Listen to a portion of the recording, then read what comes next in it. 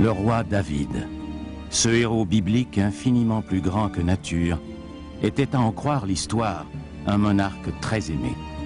Pourtant, dans le succès comme dans l'échec, sa vie n'a pas toujours été à l'abri des faiblesses humaines.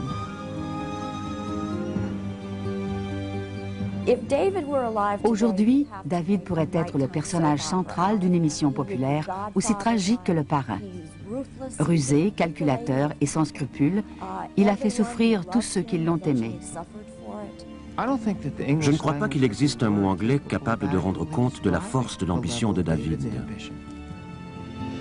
L'affrontement qui oppose David et Goliath survient à une époque de grande agitation où la vie est vécue avec intensité. Il est des nôtres, il est vivant, tour à tour pécheur, triomphant, orgueilleux, amoureux, méprisant ou méprisé. C'est un homme à l'image de tous les autres.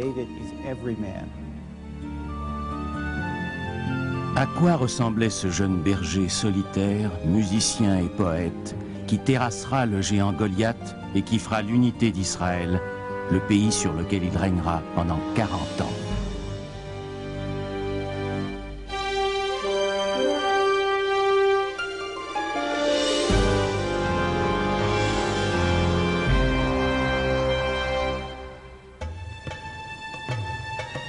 C'est ici, dans les collines de Juda, que bat le cœur de l'antique pays d'Israël, aux environs de l'an 1000 avant Jésus-Christ.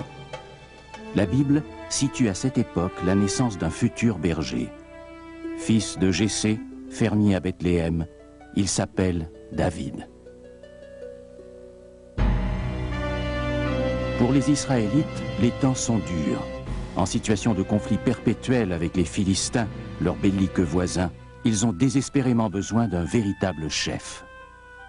La Bible nous apprend que c'est le prophète Samuel qui était alors l'intermédiaire choisi par Dieu pour s'adresser à son peuple. Samuel devra s'acquitter d'une mission sacrée et choisir le futur roi d'Israël. Au départ, il sait seulement qu'il devra opter pour l'un des 8 fils de Jessé, un homme que Dieu apprécie parce qu'il mène une vie honnête et vertueuse. Samuel fait comparaître devant lui Jessé et ses fils. Chose curieuse, il en manque un. David ne lui a même pas été présenté quand il entreprend de faire un choix. C'est alors que Dieu s'adresse à Samuel en toute simplicité. Pour détourner son attention de ces beaux et grands garçons, il lui rappelle que les hommes s'intéressent aux apparences et Dieu à ce qui se passe à l'intérieur des cœurs. Samuel finit par comprendre et demande à Jessé: « N'as-tu pas un autre fils ?» Et Jessé lui répond que le plus jeune de ses fils est sorti pour garder ses moutons. David, le plus jeune des 8 garçons de la famille, n'a guère retenu l'attention des siens. Il garde les moutons de son père et connaît une enfance solitaire. Son travail de berger lui apprend à être autonome, lui apprend à remplir ses devoirs envers un troupeau, lui apprend que, malgré sa petite taille et grâce à son expérience et à son intelligence, il est plus fort que l'animal le plus fort, qu'il s'agisse d'un loup, d'un lion ou d'un ours qui pourrait menacer son troupeau. Auprès du troupeau de son père, le jeune David ne développe pas uniquement sa force physique. La solitude l'incite à l'introspection et, suivant la tradition, il s'ouvrira à la poésie et écrira des psaumes.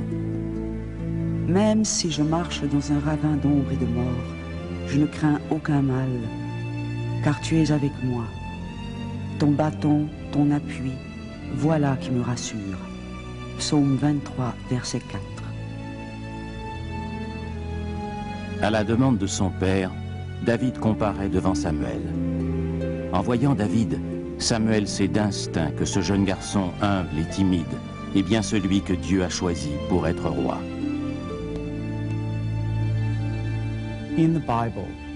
Dans la Bible, Dieu se prend d'affection pour certaines personnes et nous ne savons jamais clairement pourquoi.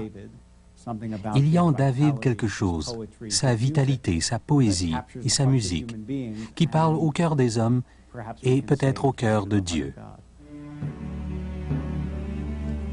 Samuel prit la corne d'huile et il lui donna l'onction au milieu de ses frères. Et l'Esprit du Seigneur fondit sur David à partir de ce jour. Premier livre de Samuel, chapitre 16, verset 13. Le jeune berger a été choisi, et il régnera un jour sur Israël. Mais Saül, le premier roi d'Israël, occupe toujours le trône. Comme ce dernier sait que Dieu lui a retiré sa confiance, il sombre dans la mélancolie. Quand il entend parler du jeune David, dont les talents de poète et de musicien sont célèbres dans tout le royaume, il le fait venir dans son palais et lui demande de jouer de la cithare. Saül ignore que celui qui l'accueille à sa cour a été choisi pour lui succéder.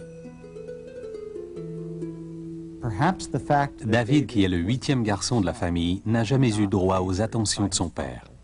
Il est donc possible qu'il ait considéré Saül comme une sorte de père adoptif, qu'il ait recherché ses faveurs et qu'il ait tenu à lui être agréable. La musique et la poésie de David sont bénéfiques pour la santé du roi, mais David n'aura pas l'occasion de goûter très longtemps au confort de la cour. Une fois de plus, Israël doit faire face aux armées des Philistins, ses ennemis jurés. Trop jeune pour combattre, David est chargé par son père de ravitailler 3 de ses frères qui font partie de l'armée de Saül. Quand David arrive dans la vallée du Térébinthe, les Israélites et les Philistins s'affrontent depuis 40 jours dans un combat encore indécis.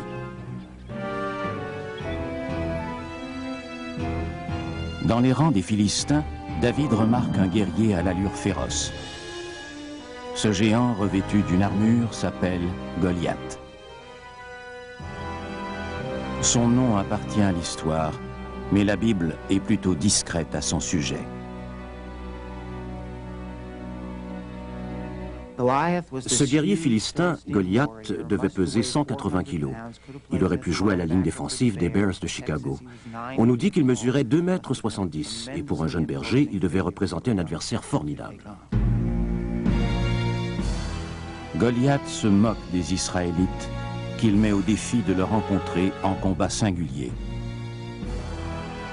David relève le défi et demande à Dieu de lui donner la force nécessaire. Ce Philistin non circoncis a défié les lignes du Dieu vivant. Le Seigneur qui m'a arraché aux griffes du lion et de l'ours, c'est lui qui m'arrachera de la main de ce Philistin. Premier livre de Samuel, chapitre 17, verset 36. Le jeune homme ne manquait pas d'ambition. Il est probable qu'il en est venu à tuer Goliath non seulement pour défendre l'honneur d'Israël, mais surtout pour retenir l'attention du roi et du peuple.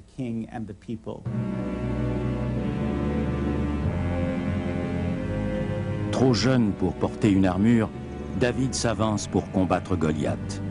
Il est simplement armé d'une fronde et d'une poignée de cailloux, mais il a le courage de quelqu'un qui croit à son destin. Les deux adversaires sont bientôt face à face, et le cours de l'histoire s'en trouvera bouleversé.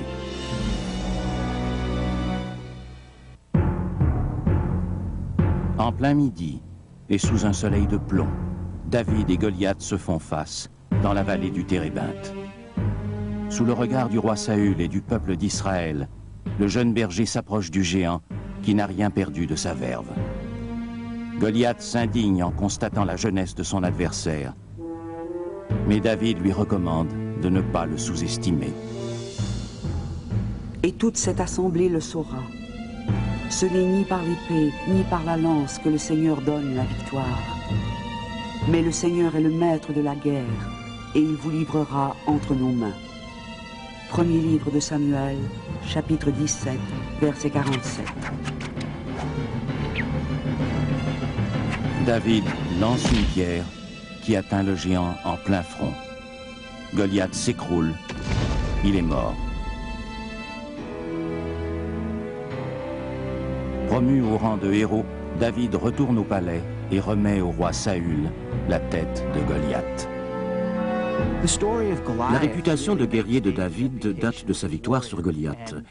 C'est aussi le début des événements qui vont remettre en question sa relation avec Saül. Quand son armée revient du champ de bataille, le roi Saül doit constater que les louanges de la foule s'adressent à David bien plus souvent qu'à sa propre personne. Il a dû en être mortifié.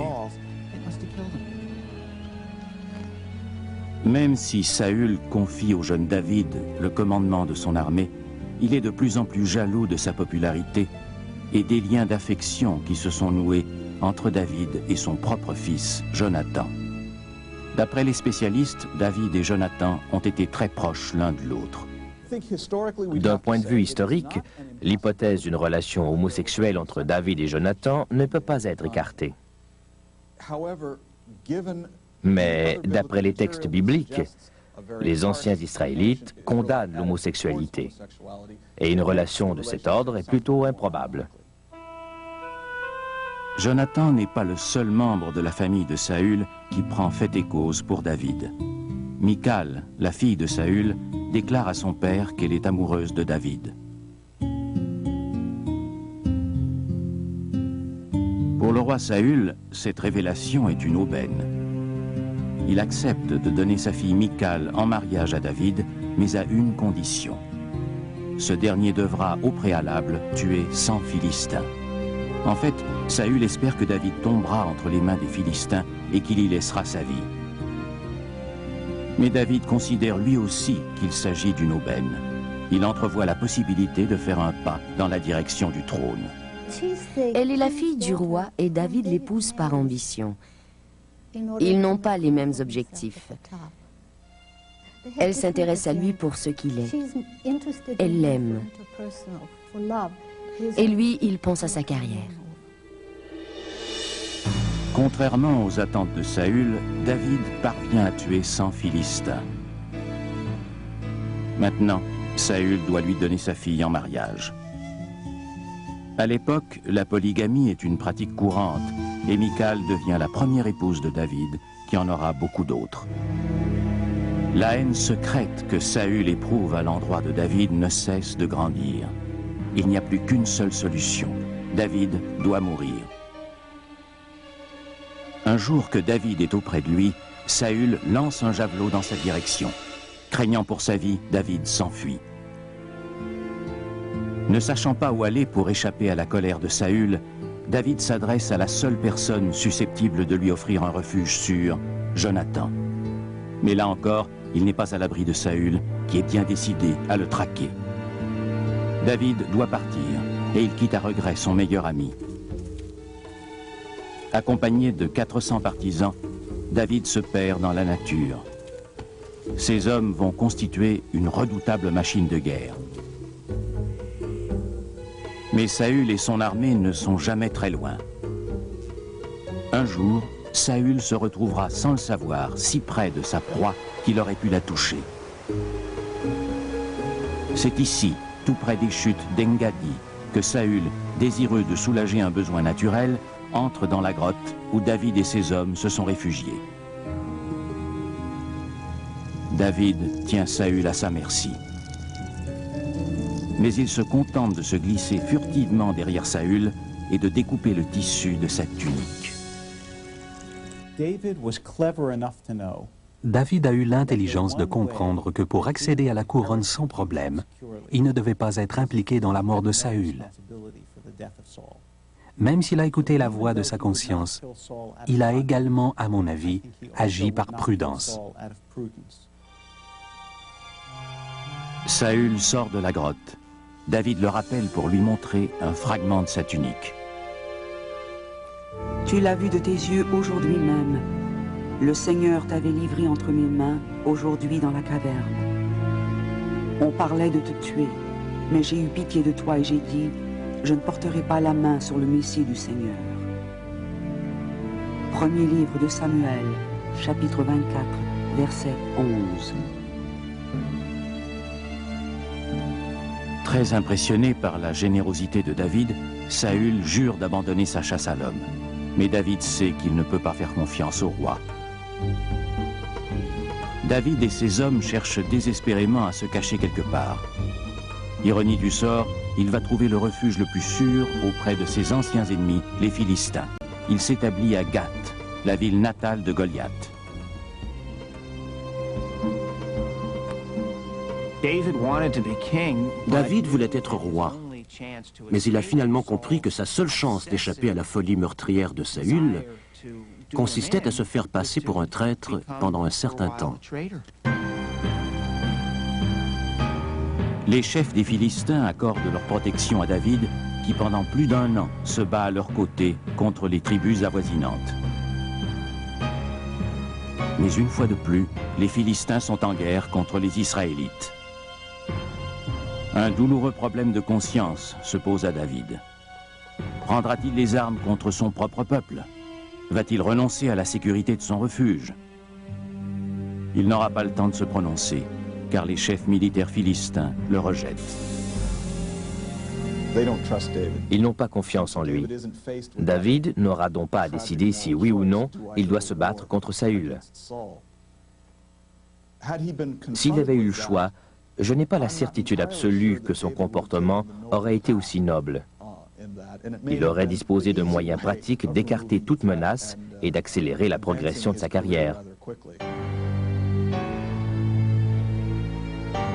L'armée de Saül et les Philistins en viennent aux prises au mont Gilboa. Par chance, David ne participe pas à cette furieuse bataille qui entraîne la mort de Saül et celle de Jonathan, son meilleur ami.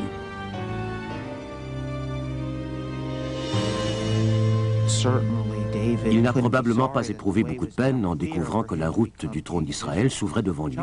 Mais la mort de Jonathan représentait autre chose. L'amour de Jonathan pour David, et vice-versa, était légendaire et authentique. À mon avis, David ne se remettra jamais complètement de la perte de Jonathan. Que de peine j'ai pour toi, Jonathan, mon frère. Je t'aimais tant. Ton amitié était pour moi une merveille plus grande que l'amour des femmes. Deuxième livre de Samuel, chapitre 1, verset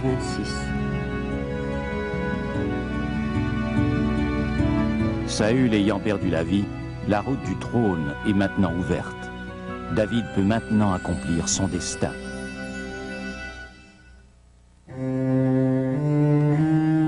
Le roi Saül et son fils Jonathan ont péri au cours de la bataille qui les a opposés aux Philistins.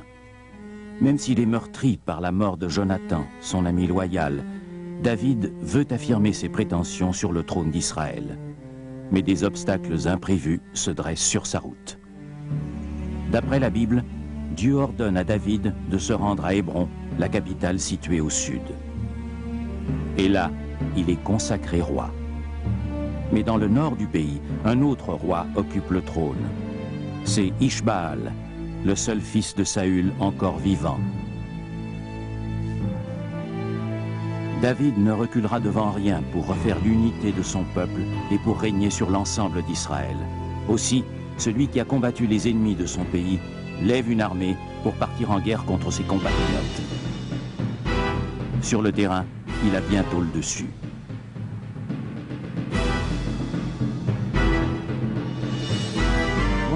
À quoi faut-il attribuer le charisme de David? C'est difficile à dire. Il avait toutes les qualités. Il semblait si bien savoir ce qu'il faisait que son peuple était toujours prêt à le suivre.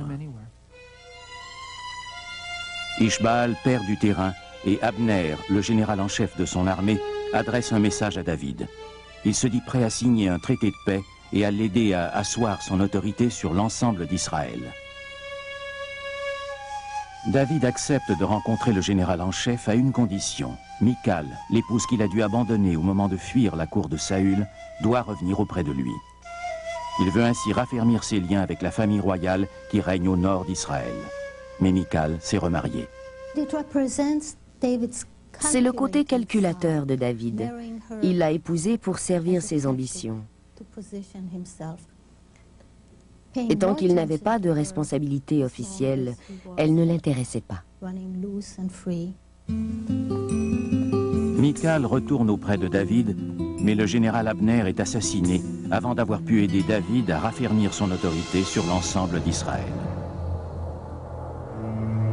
Après la mort d'Abner, Ishbaal, le fils de Saül, représente le seul obstacle à la volonté de David. Une nuit, Ishbaal est tué dans son sommeil par les officiers de son armée. On apporte sa tête à David qui, assez curieusement, semble désapprouver ce meurtre. Il ordonne l'exécution des officiers d'Ishbaal. En fait, la question de savoir si David est impliqué dans la mort d'Abner et d'Ishbaal a toujours préoccupé les exégètes. David est un politicien très habile. Il est capable d'effacer ses empreintes. L'ironie de toute cette affaire, c'est que les rédacteurs de la Bible nous suggèrent qu'ils n'ont aucun doute sur l'implication de David. En se gardant systématiquement de toute allusion à une éventuelle implication de David, ils proclament cette évidence. Mais bien entendu, David était mêlé à cette affaire. Pendant 7 ans, David a fait d'Hébron sa capitale. Il est devenu le père de 6 garçons qui un jour se battront pour lui succéder.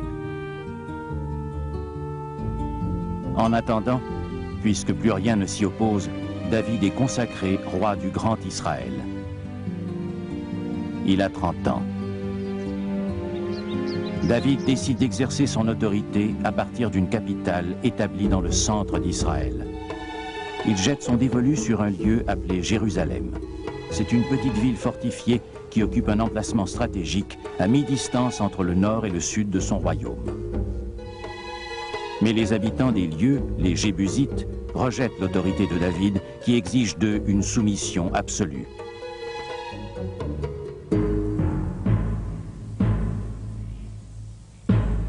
Il prend la tête d'une expédition militaire et s'empare de Jérusalem.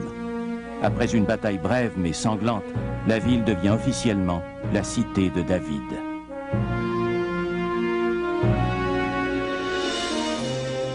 David est maintenant le roi de la totalité d'Israël.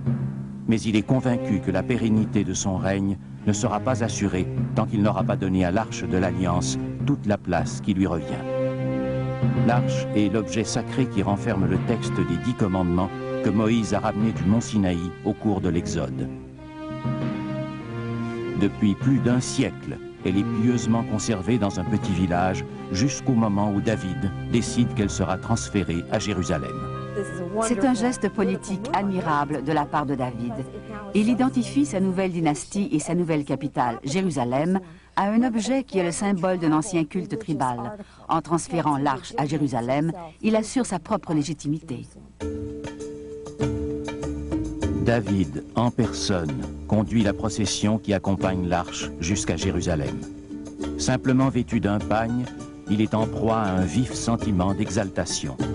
Il chante et il danse pour célébrer l'événement. Mais son épouse Michal n'est pas d'accord. Elle réprouve la conduite de son époux et l'accuse publiquement de se donner en spectacle. David est tout entier dans cette attitude. Même en public, il montre qu'il est exalté et le peuple l'applaudit. Et il bénéficie d'une relation privilégiée avec Dieu, une relation qui s'exprime par le chant et la danse. Blessé par les critiques de Michal, David se détourne d'elle à jamais. Elle vivra le reste de sa vie seule et sans enfant. L'arche est maintenant en sécurité à Jérusalem. Le règne de David est à son zénith. Mais il est probablement plus difficile de conserver le pouvoir que de le conquérir, surtout pour un roi qui mène une vie sentimentale tumultueuse.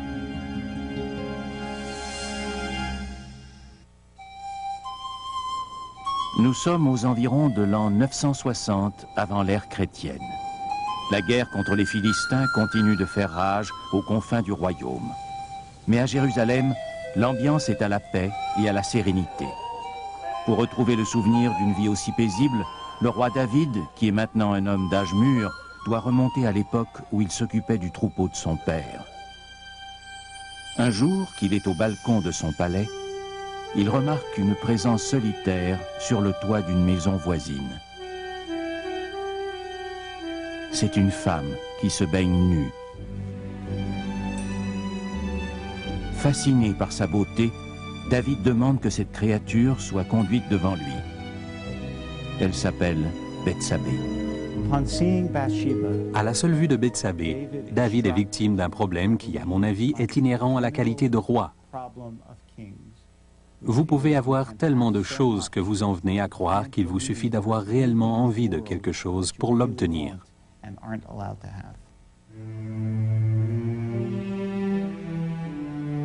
David apprend que Bethsabée est l'épouse d'Uri, l'un de ses fidèles soldats. Il insiste tout de même pour qu'on la conduise auprès de lui.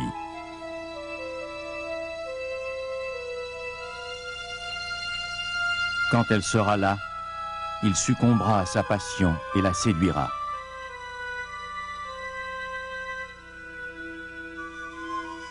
Il semble établi que Bethsabée ne séduit pas David. Elle n'est pas montée sur le toit par calcul. Il ne devait pas être là. Le texte dit très clairement que les rois devaient être à la tête de leur armée. Or, David s'incruste à Jérusalem. Il n'est pas à sa place. Probablement blasé de livrer toujours les mêmes combats encore et encore. Il voit une belle femme et il la désire. Il l'envoie chercher et la met dans son lit. En agissant ainsi, il renie les engagements qu'il a contractés envers son armée, envers son pays et envers son Dieu.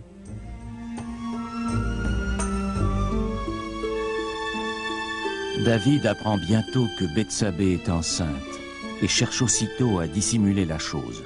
À sa demande, Uri, le mari de Bethsabée, revient du secteur des combats et David lui ordonne de coucher avec sa femme. Mais Uri est moralement incapable de rechercher la compagnie de sa femme pendant que ses frères d'armes doivent livrer bataille. Il préfère demeurer au palais. En refusant de retourner auprès de sa femme, Uri signe involontairement son arrêt de mort. David ne pourra pas nier qu'il porte la responsabilité de la grossesse de Bethsabée. Il décide de renvoyer Uri au front et il lui confie la lettre qui va sceller son destin. Quand David renvoie Uri mourir au combat, il lui confie une lettre adressée à ses chefs. Une lettre dont le porteur devra être envoyé aussitôt en première ligne. À quel calcul cynique s'est livré l'homme qui condamne à mort le mari de sa maîtresse et lui demande en plus de remettre sa condamnation à son bourreau? Uri est tué au combat et Bethsabée porte le deuil de son défunt mari. David l'épouse ensuite sans tarder et elle lui donne un fils. Mais aux yeux de Dieu, David a commis un péché mortel grave. Chargé de mission auprès de David, le prophète Nathan lui soumet un cas juridique qui lui demande de trancher. Sans le savoir, David est en train de se juger lui-même.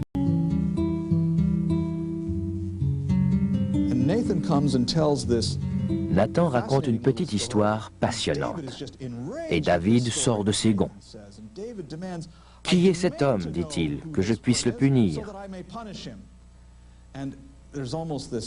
Après un pénible moment de silence, Nathan se tourne vers le roi et le montre du doigt. « Atahaïch, dit-il, cet homme-là, c'est toi. » David est confronté à la réalité de ses propres fautes par un envoyé de Dieu. Nathan parle au nom de Dieu et il informe le roi David qu'il sera châtié pour les fautes qu'il a commises. Ainsi parle le Seigneur. Voici que je vais faire surgir ton malheur de ta propre maison. Je prendrai tes femmes sous tes yeux et je les donnerai à un autre. Toi, tu as agi en secret, mais moi je ferai cela devant tout Israël. Deuxième livre de Samuel, chapitre 12, verset 11. David admet humblement qu'il a péché contre la volonté de Dieu. Nathan l'informe que ce n'est pas lui, David, qui va payer pour ses péchés, mais l'enfant né de sa relation avec Bethsabée. Cet incident illustre bien la grandeur morale de David.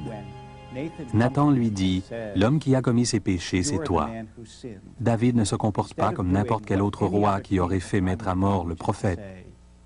David dit, « C'est vrai et j'en demande pardon à Dieu et à mon peuple. » David était puissant et parfois brutal, mais il a toujours eu conscience du fait qu'il était un être humain et un pécheur.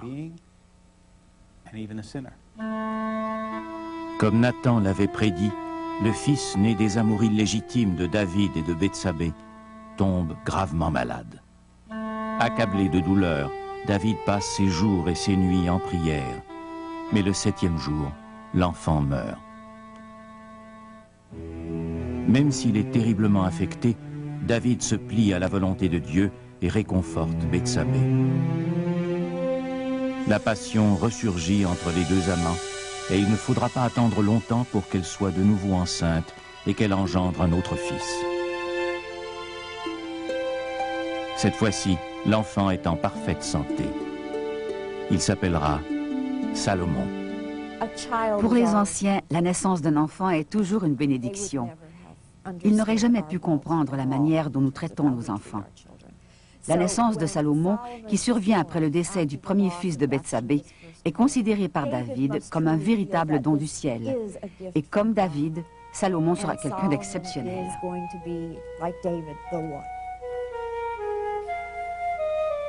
Mais comme Nathan l'avait prédit, les souffrances infligées à David et qui l'affectent dans sa fibre paternelle sont loin d'être terminées.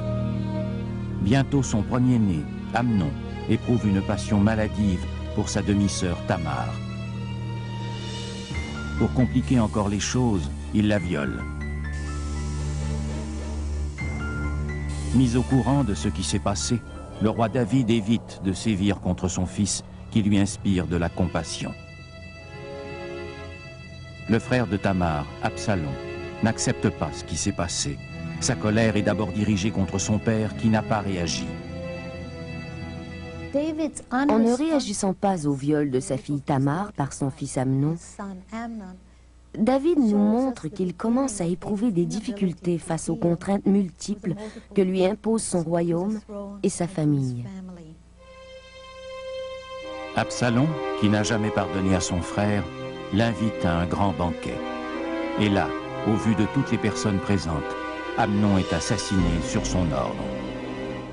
Absalom, jugeant que le crime de son frère était resté impuni, décide de prendre lui-même les choses en main. En tuant son frère Amnon, il n'arrange pas les choses. Si David, en sa qualité de roi et de père, avait pris une décision, une tragédie aurait pu être évitée. David est consterné d'apprendre la mort de son fils aîné.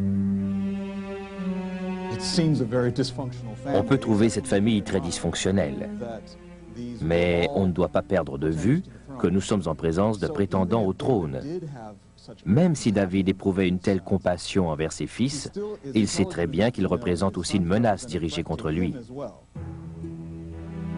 2 ans auront passé avant que David ne pardonne à Absalom le meurtre d'Amnon. Mais entre eux, la paix sera toujours fragile. Car en fin de compte, ce que veut Absalom, c'est dépouiller son père de tout ce qu'il a, et notamment de son royaume et de ses femmes.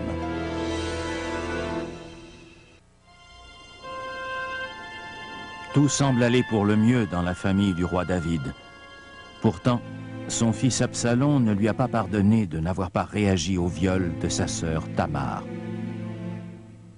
Il va également manifester de l'impatience en constatant que son père n'est pas pressé de désigner celui qui lui succédera sur le trône d'Israël. Absalom décide qu'il est temps de faire la promotion de sa propre candidature. Absalom cherche à gagner le cœur de son peuple. Il se tient à la porte du palais et s'adresse à tous ceux qui s'exposent au jugement du roi. Il leur affirme que s'il occupait la place du roi, il se prononcerait en faveur du peuple. Sa popularité monte en flèche. La grande ironie de cette histoire, c'est qu'Absalom copie sa conduite sur celle de son père. Il le bat en quelque sorte à son propre jeu, en promettant au peuple d'être beaucoup plus généreux que David. Sous le prétexte de mieux servir Dieu, Absalom se rend à Hébron. Il fait ensuite répandre dans tout Israël qu'il occupe le trône royal et qu'il a redonné à Hébron son rôle de capitale. David a le cœur brisé quand on lui fait part de ses prétentions mensongères. Désireux d'éviter toute confrontation avec Absalom et craignant peut-être pour sa vie, David s'enfuit de Jérusalem en toute hâte. Il ne laisse derrière lui qu'une partie de son harem, soit 10 concubines. David parti, Absalom réintègre Jérusalem et entreprend de saisir tous les biens de son père. Dans l'Antiquité du Moyen-Orient, la meilleure façon de prouver que vous étiez digne de votre papa consistait à coucher avec les épouses de papa. Absalom décide donc de monter sur le toit du palais. C'est là que David a vu Bethsabée. C'est là que s'est engagé le processus qui a entraîné la mort d'Uri et la malédiction de David. Absalom décide d'établir à cet endroit précis la tente sous laquelle il couchera, avec les épouses et les concubines que David a laissées derrière lui.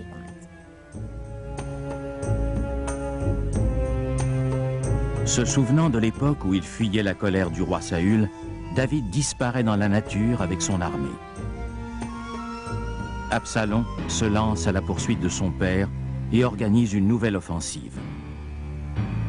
Les troupes de David marchent contre Absalom. Elles n'ont reçu du roi qu'un seul mot d'ordre: Absalom doit être épargné.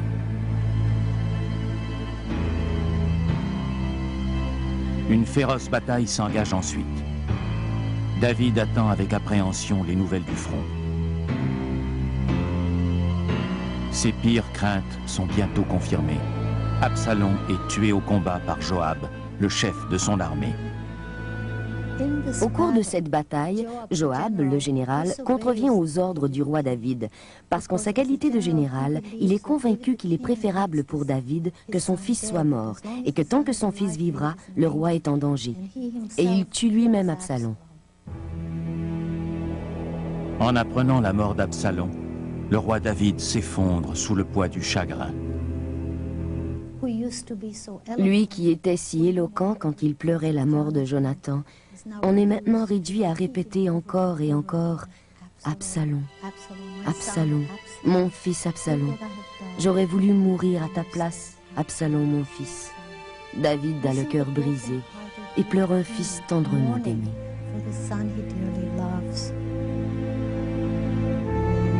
Bouleversé, David décrète une amnistie générale exceptionnelle en faveur de tous ceux qui se sont dressés contre lui. Les 10 concubines séduites par Absalom feront exception. Elles seront séquestrées jusqu'à la fin de leur jour.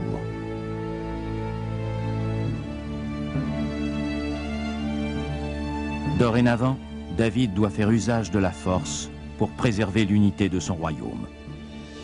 Même les Philistins en viennent à penser que David est vulnérable et ils passent à l'attaque. Au cours d'une bataille, le roi épuisé doit être arraché par ses hommes aux griffes de l'ennemi. Le vaillant guerrier, qui doit sa réputation à sa victoire sur Goliath, est trop vieux pour se battre. Il ne prenait plus part aux batailles car il était trop vieux. On devait lui porter assistance et son entourage s'inquiétait. Il était donc confiné au palais où il était malheureux, un peu comme un lutteur privé de l'usage de ses mains. Il était plein de force et de vitalité et il se retrouve vieux et alité. Il n'est même plus capable de se réchauffer. Son entourage recrute une jeune fille qui se couchera à ses côtés pour lui assurer chaleur et confort. Dans un sens, il est affligeant de voir David cloué au lit et incapable de se réchauffer. C'est aussi l'occasion de se souvenir d'une vérité humaine fondamentale. Quelle que soit votre puissance et votre talent, un jour viendra où vous ne serez plus capable de subvenir à vos besoins, où la chaleur et la sympathie des êtres qui vous entourent vous seront indispensables.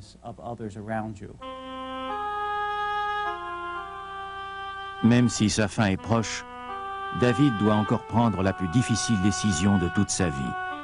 Auquel de ses fils va-t-il confier la mission de porter sa couronne? Pour les prétendants au trône, la succession de David est une question essentielle. L'un des fils de David, Adonias, prend les choses en main. Il se proclame lui-même roi avec l'appui du général Joab. Mais à la cour, il n'a pas que des partisans. Bethsabée, l'épouse de David, fait partie de ses détracteurs. Elle tient absolument à faire couronner son fils, Salomon. Bethsabée s'adresse à son époux alité et lui apprend qu'Adonias s'est proclamé roi. Elle rappelle à David qu'il lui a promis un jour que son fils Salomon serait son successeur. Touché par les supplications de Bethsabée, David lui donne son accord. Dans ses dernières volontés, David recommande à Salomon d'être fidèle à la parole de Dieu pendant la durée de son règne. Mais loin de pardonner à ses ennemis, David désigne à l'attention de son fils ceux qui l'ont trahi. le général Joab, son ancien homme de confiance, figure en bonne place sur cette liste. David vieillissant a perdu sa vitalité qui a cédé la place à un sentiment de remords provoqué par tout ce qu'il a fait dans le cours de sa longue vie.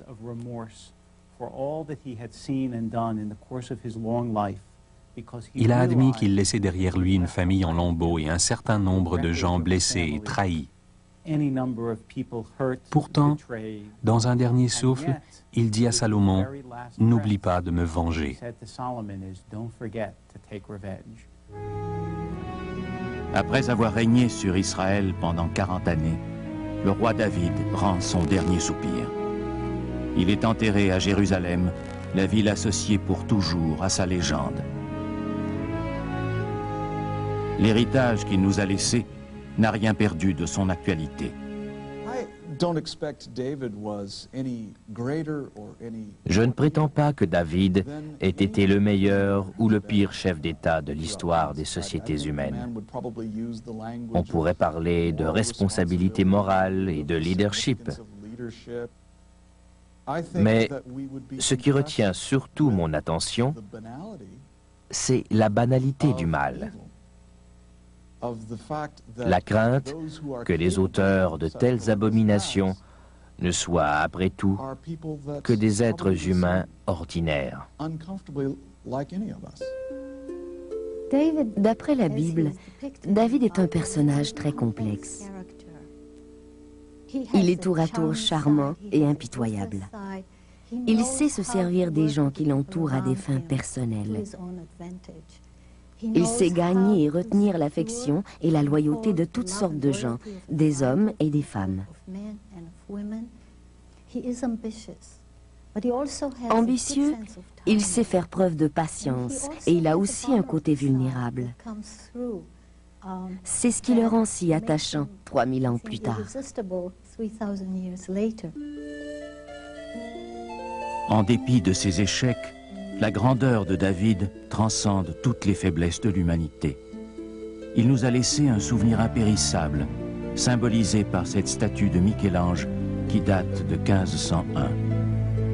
Cette magnifique œuvre d'art, l'un des plus célèbres monuments de Florence, est tout comme celui qui l'a inspiré, plus grande que nature. David a laissé un héritage durable et confié à son fils Salomon les rênes d'un royaume puissant et capable de se défendre. Au regard de l'histoire, le roi David est un exemple de clairvoyance, de force et de courage.